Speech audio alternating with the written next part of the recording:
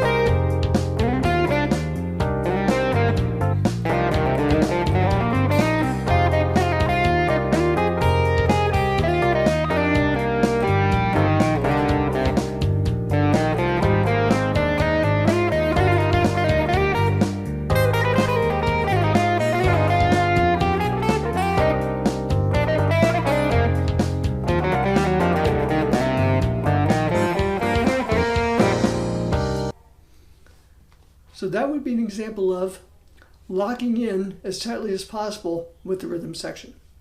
Now I'll solo over the same progression, but purposely avoiding playing very clear rhythmic distinctive lines.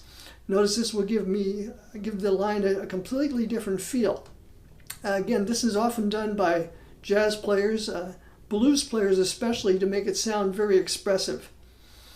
Because there are times when you don't necessarily want to play every single beat clearly. You want to give your line a different kind of emotion by playing around with the time, by either pushing it ahead or delaying. So I'll demonstrate that. Now so in this progression, I will play avoiding hitting strong beats on purpose for a looser kind of phrasing.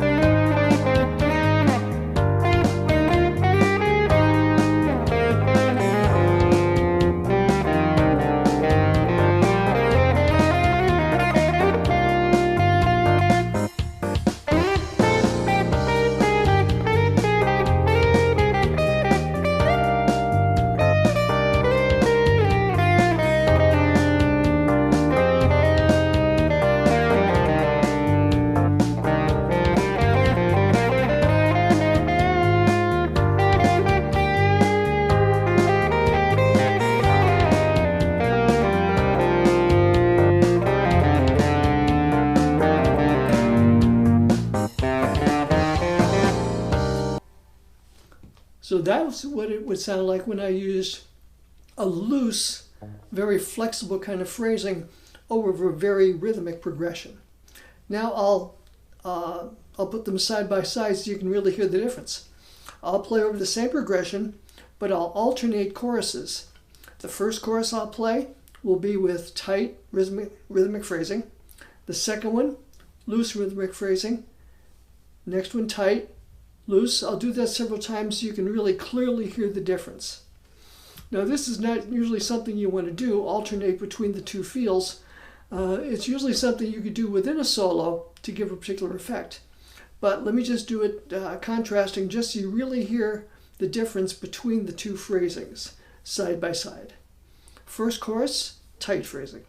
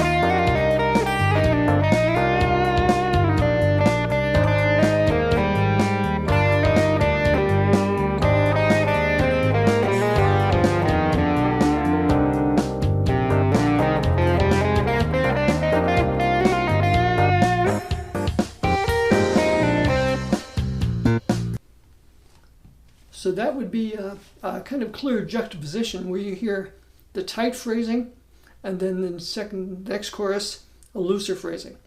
Now I'll play one set of choruses where I'll play mainly tight phrasing and occasionally introduce, for a little change of pace or a different kind of feel, some loose phrases, just so you can hear what it sounds like in context now. This would be a little more representative of what you would play in an actual situation. You normally wouldn't want to make it such a strong contrast from one chorus to the next. Okay, that sounds a tad artificial. This way I'll try to make it sound natural as an outgrowth of just what I want to say musically. So this is a combination of choruses with mixed phrasing depending on what I want to say musically.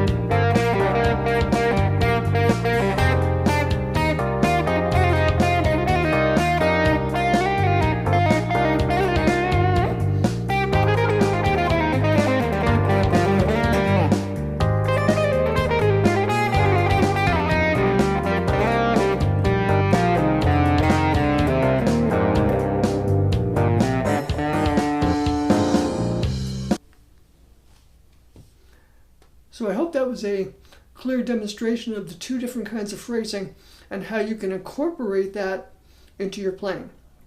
Now notice it's loose phrasing, but I'm trying to still make very clear phrasing musical statements.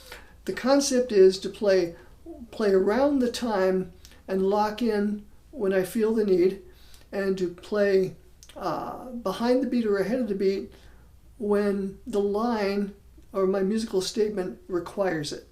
So I have that flexibility. Like I said, many times you have to judge by the musical situation which is the best way to do it.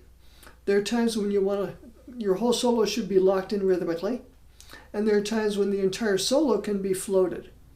It will depend on what comes before you, what comes after you, and the type of ensemble you're in. So all these things can be taken into consideration when you're creating your solo in real time. So I hope this has been of some help. If you have any questions, comments, feel free to leave them in the comment section of the video. And if you've gotten something from this video, please like the video, subscribe to my channel, and feel free to share it on social media if you think this is something that other people may get some use out of. Thanks for listening, and have a great day.